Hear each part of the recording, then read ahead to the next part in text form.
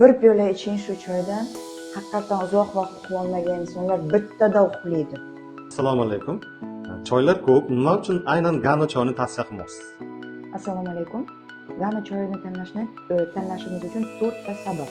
Birinchisi, agar siz yosh boladek tinch uxlamoqchi bo'lsangiz, bu aynan Gano choyida shunaqa komponentlar bor. 100% efir yog'lar bor. Uzoq vaqt uxlolmaydigan insonlar tezda tinchlanadi. Ikkinchi, buni eng zo'r xususiyati bu ichkaridan yoshartirish. Juda ham ko'p antioksidantlar bor.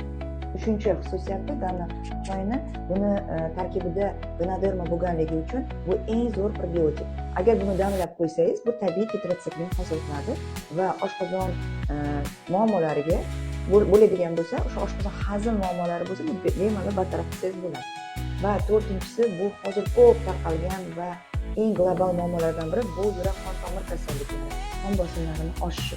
Agar siz bir chashka choy ichsangiz, siz C vitaminiga bo'lgan talabni birdan 3 qismini demak qondirishingiz mumkin. Agar siz 3 piyola ichadigan bo'lsangiz, butunlay C vitaminiga bo'lgan talab qonadi.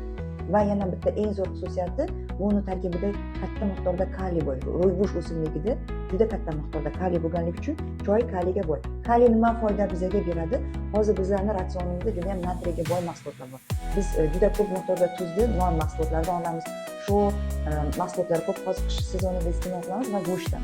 A kaliy zelinda juda ham kam iste'mol qilamiz. Bir kunlik ratsionda sizda bir tovoq zelin bo'lishi kerak, u ham listavoy bo'lishi kerak.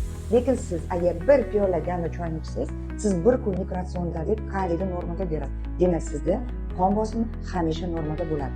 Agar siz bu choyda eng zo'r xususiyati haqida bilmoqchi bo'lsangiz, bu haqida biz havolani tagida siz demak o'zingizda plus belgisini qoldirsangiz, biz sizga aynan Gano choyida eng zo'r xususiyati haqida chek-listni jo'natamiz. Bizga obuna bo'ling.